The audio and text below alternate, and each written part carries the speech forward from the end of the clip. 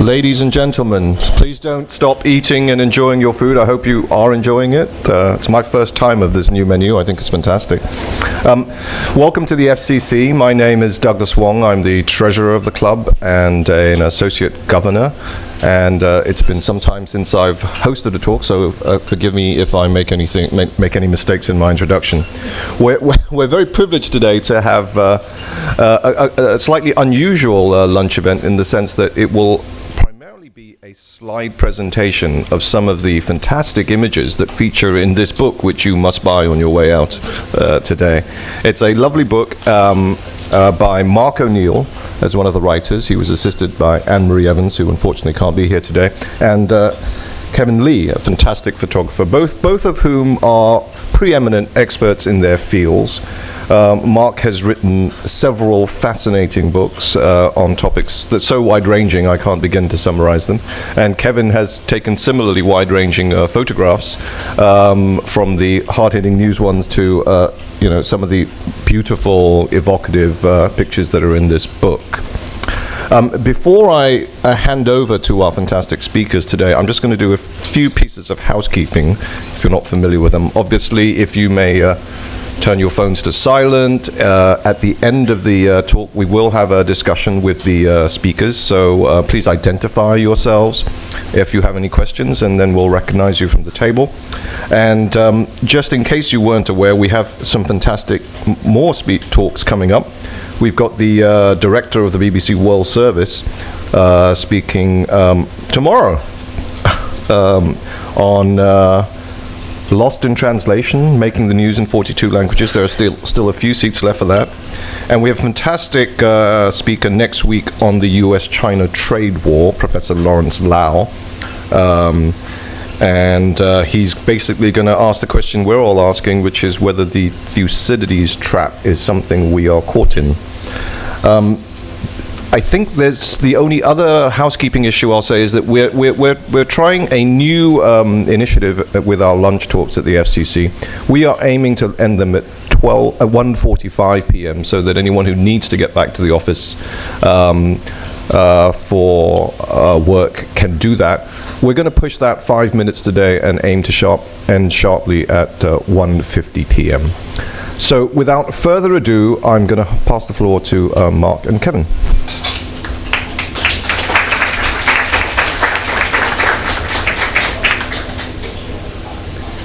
Good afternoon, everyone. Thank you very much for coming.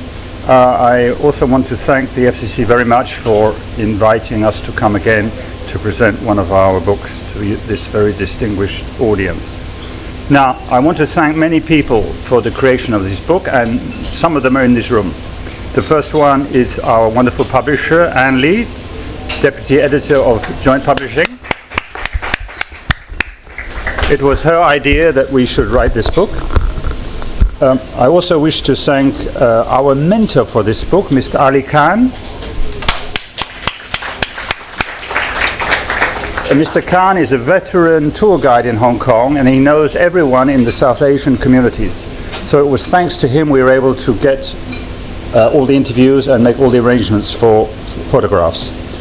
I want to thank, of course, Annemarie Evans, my co-author, and Kevin Lee, who's here today, who took the wonderful picture. We also have the editor of the book here, Bill Kaiser, who lives in Taipei, but he's come here today. Where is Bill Kaiser? Too modest, yeah. We also want to thank very much the members of the South Asian community. They generously gave us their time and their knowledge, and they provided excellent access to Kevin for his photographs. And we have two of them here today, Mr. Lal Hadassani and Dr. Ravindra Shroff. We wanted to invite all the interviewees today, but the room is not large enough. Okay? Now, what was Anne's idea for this book? She said that both Chinese and Guaylo, we live here in Hong Kong, and all around us are buildings, temples, mosques, shops, restaurants, and other things which the South Asians have built, but we don't see them. We walk through the forests, but we don't see the trees. So our book is an modest effort to try to open all our eyes and to see the trees, okay? So, let's go to the PowerPoint. So you can see Hong Kong is an international city. 8% of its population is not Chinese. The largest minority group are Southeast Asians, and the second largest is South Asians, 80,000. And they've been here since the very first day that Hong Kong was founded as a colony. That's 26th of January 1841, and there were 2,700 Indians present at that, so possibly even more than the number of white British people. I'm sure you know this wonderful building. What's this building, anybody? Yeah, this is the Sikh temple in Wan Chai. This one? Yeah, the Hindu temple in Happy Valley. So let's start with the Indians. As I say, they were here from the very first day of the British colony. Initially, they worked as international traders, diamond merchants, soldiers, police, and tailors. And in later times, they became professionals in many fields, including medicine, law, finance, and engineering. So now in Hong Kong, there are 45,000 Indians, which is double the number in 1997. So let's have a little look at the history. Now, in the beginning, many Indians served in the British Army and as policemen. So here's a photograph of 3 Sikhs as policemen. Now, why did the British invite them here as policemen? The Sikhs, as you know, are very fine soldiers. They are tall, they are imposing, and they don't cut their hair. So they're very good authority figures, and they were much taller, of course, than the Cantonese at the time. So they made very good policemen. So the Hong Kong police force at that time, the officers were British, but the men up to the sergeant level, they were Indians and Chinese. So I just wanted to give you this photo to see the contrast between the two types of policemen. So there's their barracks in Central. Now, among the Indian community, there were a substantial number of Parsis. Parsis means Persians. They are believers in Zoroastrianism, which was the religion of Iran before the arrival of Islam. So when Islam arrived, many of these Parsis, they left Iran and they settled in Western India. So some of them came here to Hong Kong. And they have left a great mark on Hong Kong. For example, the Star Ferry, which you will take every day, this company was founded by a Parsi businessman. This was another very distinguished Parsi. Modi Road, I'm sure you've been to it in Tsim Sha Tsui, that's named after him. And this is his tombstone in the Parsi cemetery, 1852, right? So we're only 11 years after the British colony was set up, and we have a Parsi cemetery. Now, he is involved in many projects in Hong Kong, and the most famous one is the Hong Kong University. He was the founder spirit behind this idea, and he made a very generous donation to build it, and then left a foundation afterwards to fund the ongoing operations. So this statue you will find in one of the buildings of Hong Kong University. This was another distinguished Parsi. His daughter died of tuberculosis in 1943, so he funded the building of the Ratanji Sanatorium in Wan Chai, which is named after him, and it's still a very important hospital in Hong Kong. So now let us look briefly at the Muslims. We have 300,000 Muslims in Hong Kong, of whom half are Indonesian maids, 40,000 ethnic Chinese, and 30,000 from Pakistan. They came they were Indian then. They came here right at the beginning, and they served as soldiers, sailors, traders, especially in gems and jewelry. This is one of the best pictures in the book. Can you tell me when it was? Yes, it was the end of Ramadan last year, and Kevin explained to me that normally it's not permitted to photograph photograph a Muslim from the front. But Kevin's charm is such that all these ladies were beguiled by him, and they allowed him to take this wonderful picture. And really, if we look at this picture, there's no idea we are in Hong Kong. We could be in Jakarta, we could be in Mecca. So I think this is a wonderful picture to show the international image of Hong Kong. This is the first mosque in Hong Kong. It was built in 1850 in Central, and is still in operation as a mosque. Here is the chief Imam of Hong Kong. He's a very fine person. He gave us a long interview, and as again you can see, Kevin was allowed to photograph him from the front, reading the Holy Book, which, as I say, is not normal. And 2 weeks ago, my sister was visiting Hong Kong. I took her to the mosque. I wanted her to see it, and by chance, the chief imam was there, and he gave us a tour, and then he gave us a cup of tea, and we had a very interesting discussion. So he's a very warm, open man. This is another very famous Muslim in Hong Kong. He was from a noble family in India, a Muslim family, and he was in the British Indian Army, and he was captured and put in a prison camp here in Hong Kong. And as you know, the Japanese set up the Indian National Army, which was a pro-Japanese, anti-British army. And they tried to get him to lead his men to join this Indian National Army. He refused, and so he was beheaded. And his tombstone is also in the Muslim cemetery here. So let us look briefly at the Sikhs. They started to come in the 1850s. They mostly served in the army, police, and in the prisons. And in 1901 they built this wonderful temple in Wan Chai. So here are images of the temple. The one on the left was taken during World War II when the Japanese bombed it. They killed some of the people inside, and they killed the chief priest at the time. These were photos which Kevin took inside the temple. Now, in the basement they have a kitchen, and anyone is fed without charge. And one of the Sikhs told me that when the British consulate have someone who has no money, and he can't buy the air ticket today to go home, so he has to stay for a few days, they ring up the temple, and they accept these people. So they live on the basement for a few days, and they are fed and looked after free of charge, and then they are going home. Another important group, of course, are the Gurkhas, and they were a regiment that was stationed here before 1997, and they were in charge of patrolling the border with Guangdong province. And as you know, during the Cultural Revolution, thousands of people tried to escape from Guangdong to Hong Kong. So they performed an extremely important function, and one of the Gurkhas I interviewed said that at the peak they were arresting 16,000 people per month. Okay? So here's some images of them. Now this is one of the Gurkhas. He's still living in Hong Kong. Kevin will tell you a story about this photograph.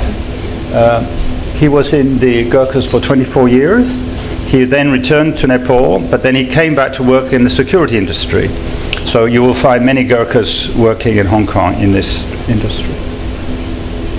Now, Sri Lankans, not so many, just 2,000 to 3,000. Their center is this Buddhist cultural center in Tokawan. So there's the monk in the center, and they do many religious and social activities there. So this is one of the major Sri Lankan festivals. There's also a small community from Bangladesh, about 1,500 people. And I was interviewing the chairman of the Chamber of Commerce here, and he said, we in Bangladesh, we are now the second Dongguan, because many Chinese companies and other companies have moved to Bangladesh, mainly for the textile production. So now Bangladesh is the second largest exporter of textiles in the world after China. So here's a photograph from the Bangladesh Association showing the children learning the Bengali language. Now this man is probably the most eminent Muslim in Hong Kong in terms of his position. He is a judge of the Court of Final Appeal. He's a very famous person in Hong Kong. He has a very extraordinary family history, which you can read about in the book. So there's a photo of him in his eminence. So that's all I want to say. Now we invite Kevin to take you through the rest of the slides. Thank you.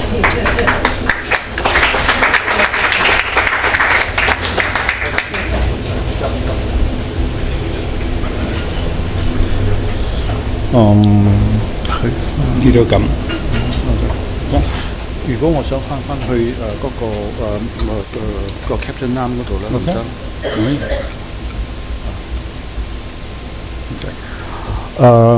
Ladies and gentlemen, I'm a photographer. I don't speak very well. I speak with my pictures. Okay, so bear with me. I'm Kevin. Okay, these pictures at the back, we will notice that this is called the Lotus Temple, and thanks to Ali, he gave me these pictures, and this was built by British Army for Gurkhas to worship during their work during the period in Hong Kong. This is a level 3 heritage buildings, and when I saw this, I think it would be nice to pose a real Gurkhas in front of that, and so I searched from Facebook. I know nothing about, so I searched from Facebook. I type in Gurkhas Hong Kong and come up with this Facebook page that set up by a young Nepalese, and Mr. Dirachi Kurung. He promised to link me up with Captain Nan. At first, Captain Nan was unwilling to be taking pictures of, because he said he used to be interviewed by SCMP, but the story never get back to him, and they never returned his call. So I don't want to take pictures again with foreign media. And then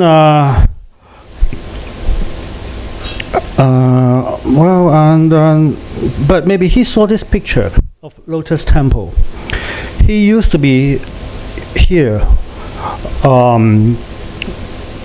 working, and due to the huge constructions, he cannot go back to this site anymore because that entrance is blocked. So finally I managed to bring him there and take a pictures, the picture of him and with the famous cookery knife, and he was very happy. This is the story behind.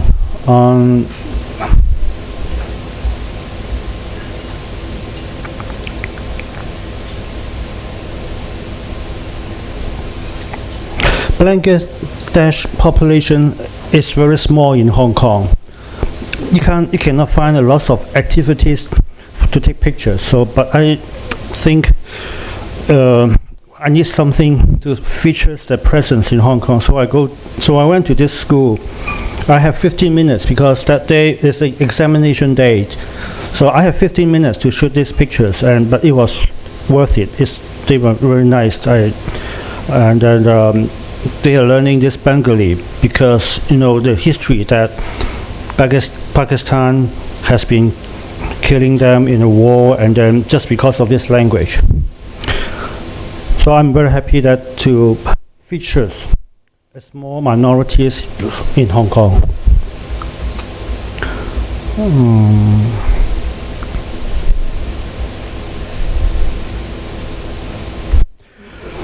Sam's Tailors, Mr. Melwani. When I was there taking pictures of him, he showed me a fax from his drawer saying the letterhead is from Kensington Palace. And he said, Prince Harry is getting married.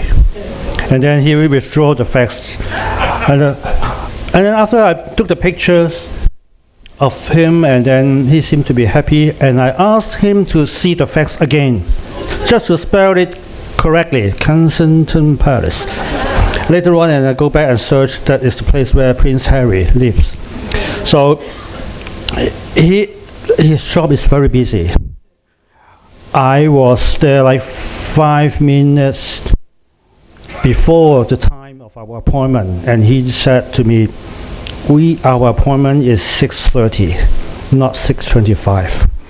So that kind of thing. So it was like, and lots of courier stack up in front of his shops. This courier shipping out all this clothing to all the clients. If you were there before, you know that in his fitting room, all the celebrities' pictures is on the mirror in his fitting room. Or you name it.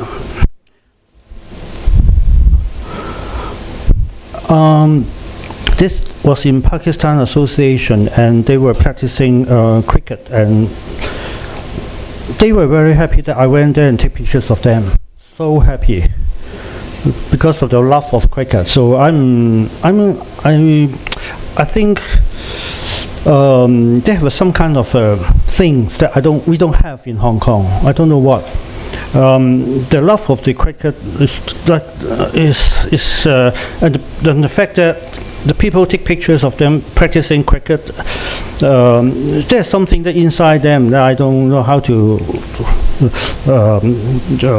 That means a lot to them. I mean, after I shot all these pictures of cricket. This is in Kowloon Park. It's a class on the weekend, and these are all Nepali young kids. So I just wanted to take pictures of Nepali practicing karate in Hong Kong, and it's quite amazing. You know, the head coach of, sorry, it's not karate, it's taekwondo, of Hong Kong team is a Nepali coach. The head coach of Hong Kong team in taekwondo.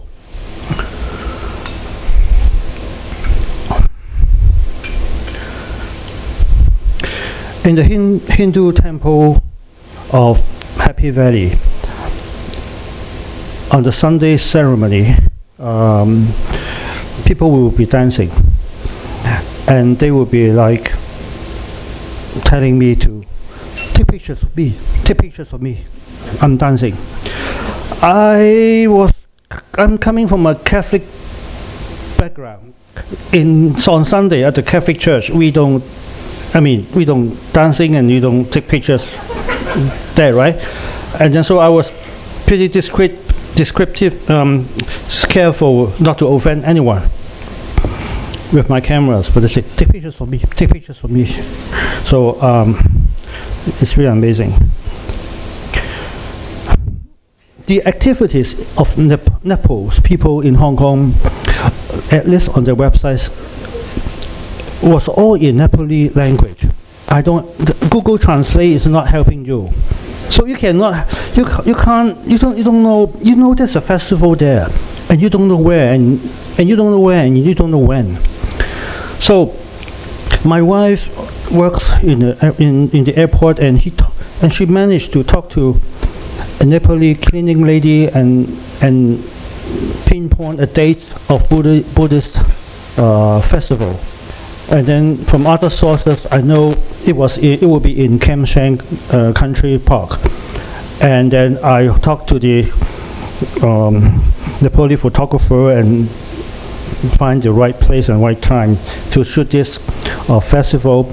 That this festival will be celebrating 3 days in Nepal.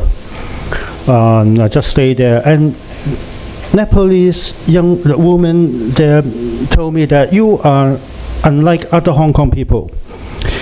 Hong Kong people have the stern face, stern face in front of us. When they see us, they will be like this. But you have smile. I ask all sorts of questions about their life in Hong Kong and etc. I think Hong Kong people don't really like them. This is the festival when they do the barbecue at Kam Shan Country Park.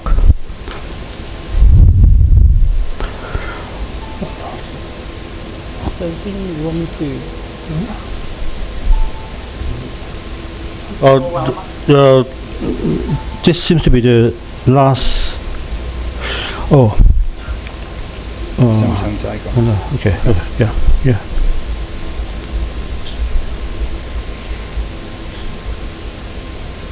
Sometimes 講啲食物，食物或者唔使講， No.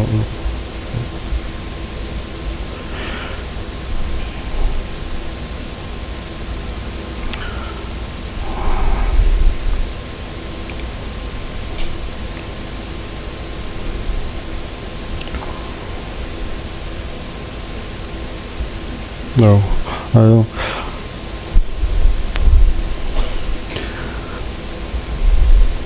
Sorry. I have to.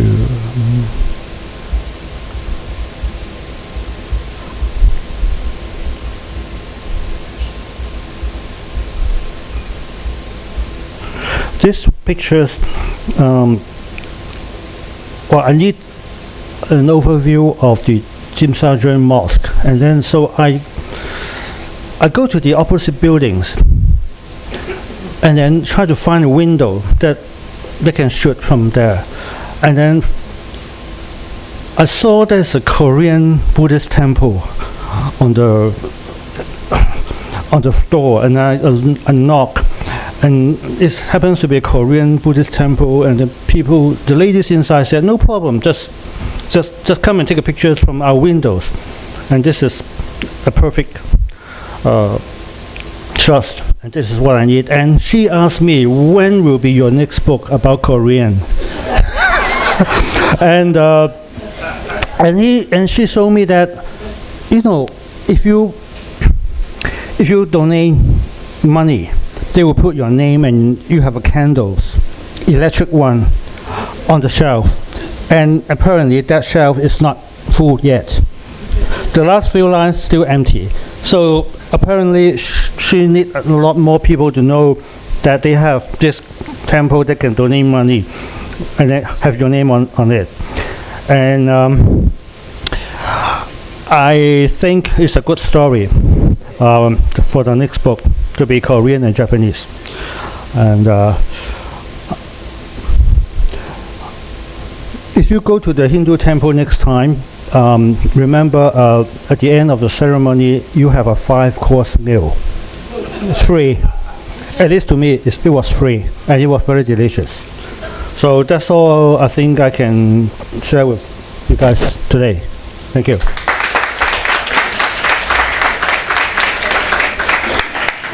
Thank you very much, Kevin and Mark, for that short taste of your wonderful book. A reminder to me when I looked at it and heard it just now, just how much of our kind of perception of Hong Kong is either before the handover, a kind of British colonial narrative, or a kind of a Western narrative of the Hong Kong story, or now the increasingly a Beijing-led narrative of the Hong Kong story, when there are so many communities here who call Hong Kong their home.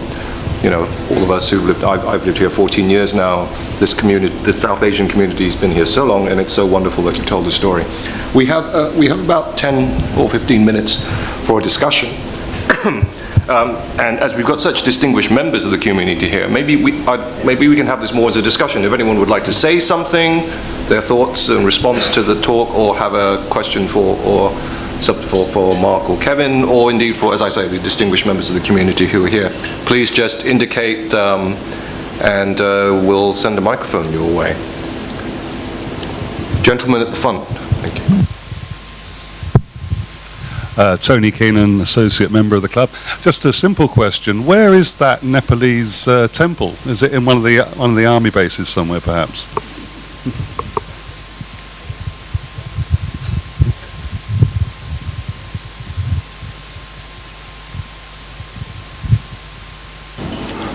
Do you speak Cantonese? There is a public toilet. It's called 流水響公廁. So,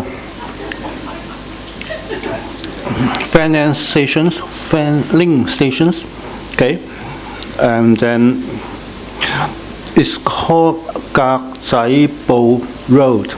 I can give you a translation, okay. If you take a minibus, just say 流水響公廁. It's a public toilet, okay. Okay. Next to the toilet is an entrance of a big construction site. They're building public housing there. Close to the wire, walk up like 15 minutes without any road, but just close to the wire, okay? You'll find it. You just have to look is the message for the treasures in our midst. I think I saw a lady at the back of that same table there. Hi, I'm Shalini Mitani from the Zubin Foundation. I think my family is covered in the book, so I'm going to disclaim that at the onset. I'm really interested in Kevin's views on two things. Kevin, you said at one point, you said someone said to you, or the women said to you, you're different from other Chinese because you smile. And the second thing you said was, many people don't know about these things, about the ethnic minority community.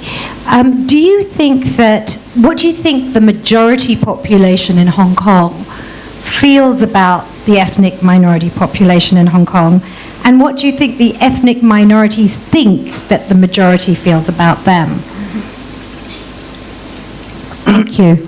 Okay, I just relocated back to Hong Kong 3 years ago.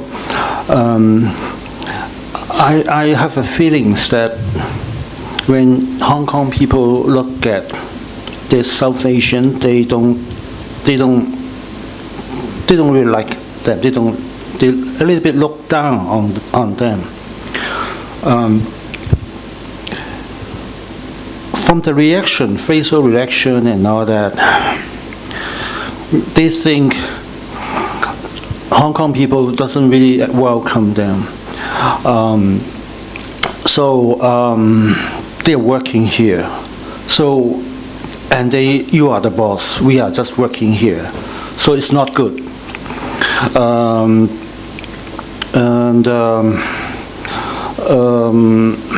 Hong Kong people are too bossy in a way, in general, on this towards them.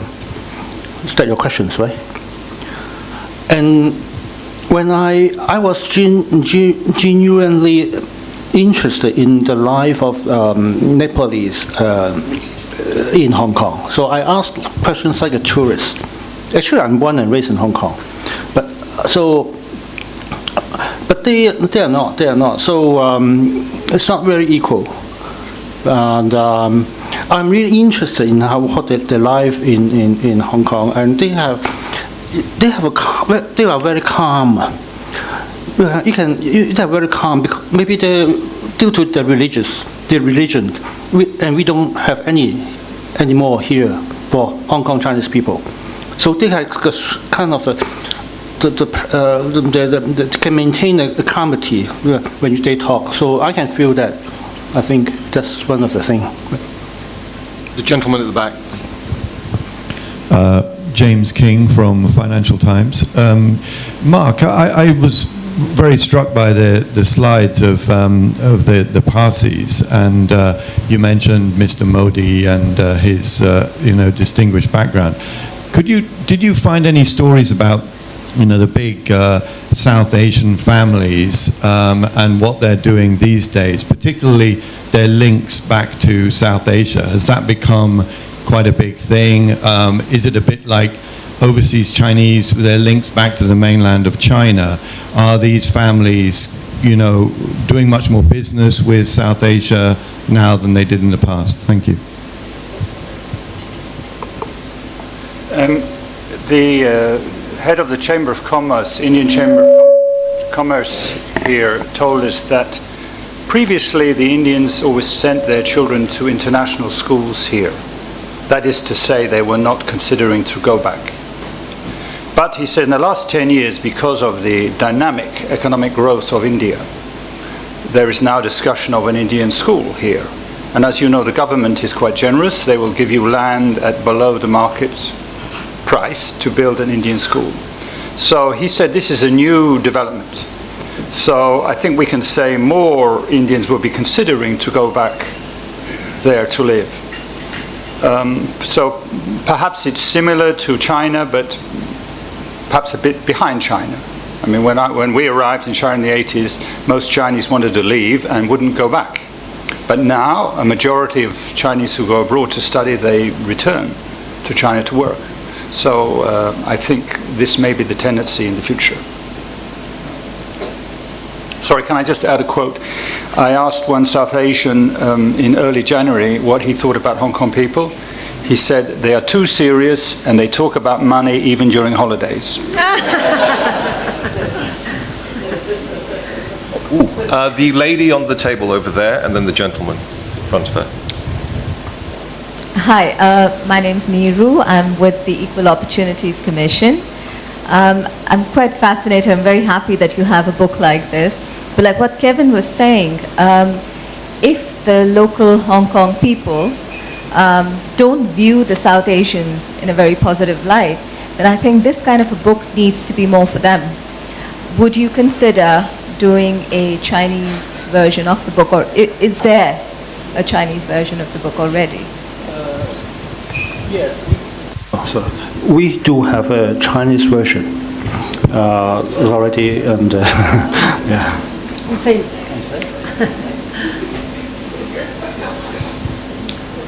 Thank you. Thank you. My name is John Antweiler. I'm a retiree living here in Hong Kong and as an associate member. I have a question, a couple of questions, but you only have to answer one, multiple choice.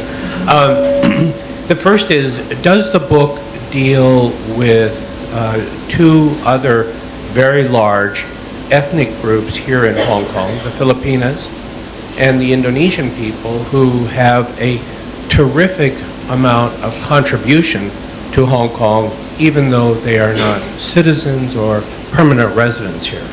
That's question number one. And question number two, I'm wondering if the book deals with some of the most wonderful contributions to Hong Kong. I'm thinking of places like the Kadoorie Gardens or the Maclehose Trail, which perhaps Lord Maclehose had a lot to do with it, but it was the Gurkha training course. I'm just wondering if you can answer one or both of those. Thank you. Well, the idea of Anne Lee, our wonderful publisher, is to do a series on all the minorities. So the next one should be Southeast Asians, and then Koreans and Japanese. And I said, how about the Guaylos? You know, among the Guaylos, there are many different groups, and they have all made their contributions. But there is one small problem, which is before we started this book, there was no funding, but Anne said, don't worry, we'll get sponsorship. So Anne diligently went to look at many potential sponsors. So we started writing the book, dreaming of the large payment we would receive from the sponsors. Well, the book was published, and we go back to Anne with our begging bowl, but there is no sound in the begging bowl. So at the moment, these are the plan for the series of books, but we're still waiting for the skies to deliver the coins into the begging bowl. So yeah, we'd like to write on both those topics. There's certainly a wonderful section on food and where to find it in the book, if that answers your second question. We have time, I think, for one more, or at most two more questions, if there are any more, or just contributions. Anyone from the floor who'd like to say something? Yes. Thanks very much. Rachel Cartland. I understand that in Hong Kong there is a madrasa. Do you know anything about that? Well, in the Islamic Center in Nathan Road, yes, there are schools where the young Muslim children learn Quran. So I think that is what you're referring to. Yeah, where they're going every day after they're in Hong Kong. Well, if you're a Muslim child, you have a very heavy learning load, right? You speak Urdu at home. You go to school, the language is usually English. Then you go to the madrasa, you learn Arabic. You must read the Quran in Arabic. And the most blessed students are those who recite the entire Quran, which the chief imam is able to do. And then, of course, you have to learn Chinese. You have to learn Cantonese and Mandarin. So I'm glad I'm not a Muslim student in Hong Kong. And sorry, yes, at the front. Our final question. Thank you. I'm Emily Lau, a former member of the Legislative Council. I want to go back to the point that Kevin said earlier about the South Asians. Some of them say that the Hong Kong people actually look down on them.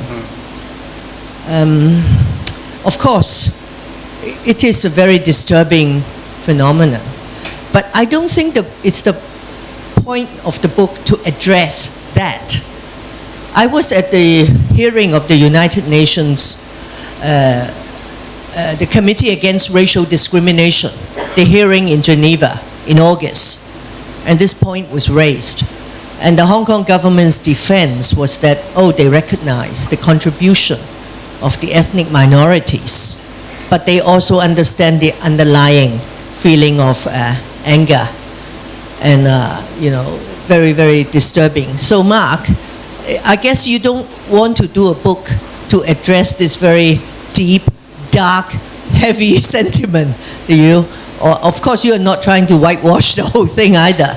What is it that you... Because I think when you're writing on this topic, you cannot not address this very disturbing thing, isn't it? Thank you. We asked many South Asians about this question.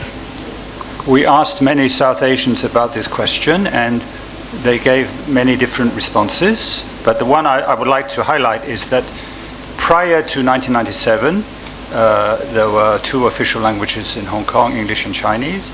But in the government, anyway, a good command of English was sufficient.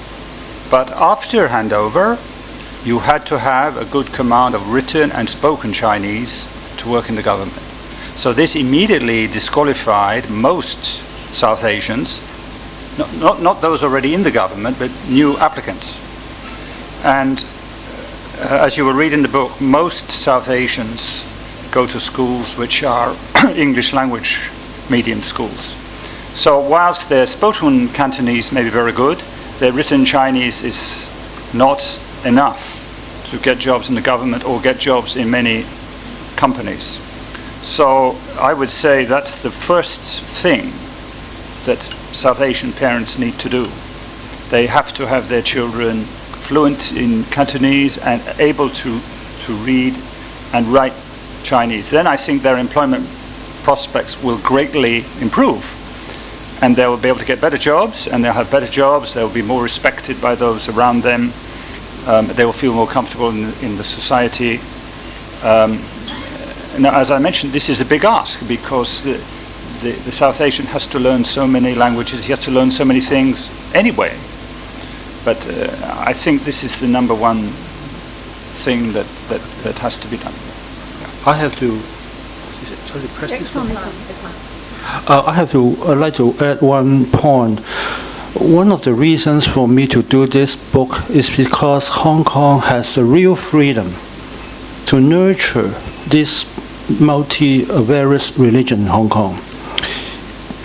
If you want to take pictures of Muslim Ramadan in Beijing, the AP photographer has to call a day before to Department of the Religion of Beijing to get permission to shoot the next day, Ramadan. There's no real freedom, religious freedom in Beijing or China. But Hong Kong is the one, I just want to show that Hong Kong has the real freedom. Look at Hinduism. look at the Sikh temple. I just go inside and take any pictures. I don't need to inform the authority. So I want to let Hong Kong people know, don't forget, this is something very good and nice in your own country already. Don't forget about that, the freedom. Don't forget about it. That's what I think underlying reasons for one of them for me to do this book. Ladies and gentlemen, as advertised, it is 1:50, and I'm going to call proceedings to an end, though I'm sure the authors of the book will be happy to autograph copies you buy on the way out. Thank you very much for all your wonderful contributions to this talk, and thank you for coming and joining us and celebrating the South Asian community in Hong Kong today. And please join me in a round of applause for our speakers.